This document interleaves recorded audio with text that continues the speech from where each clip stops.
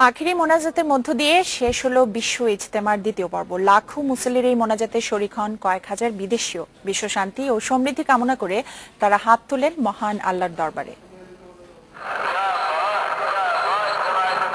বেলা 11টার কিছু সময় পর আমিন আমিন ধ্বনিতে প্রকম্পিত টঙ্গীর তুরাগ তীরের চারপাশ।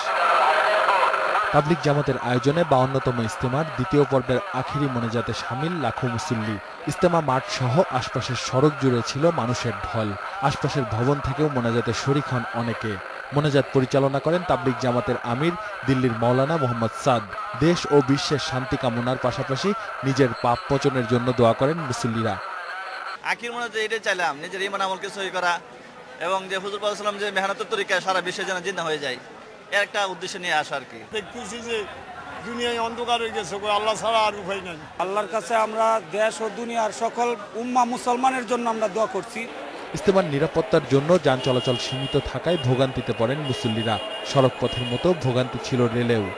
গাড়ি পাওয়া যায় না, লোকজনের খুব সময় হয়, অনেক ভিড়ের ভিতর দিয়ে খুব কষ্ট করে আসতেছিলাম।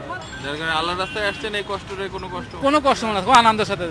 বিশ্বের দ্বিতীয় বৃহত্তম এই মুসলিম জমায়েতে শরীক হতে পেরে খুশি মুসল্লিরা। তারা মনে করেন ধর্ম প্রচারের পথে যে কোনো ত্যাগের কারণে পাবেন সৃষ্টিকর্তার আনুকূল্য। আসিফ জামান সুমিত, ইন্ডিপেন্ডেন্ট নিউজ, টঙ্গী, গাজীপুর।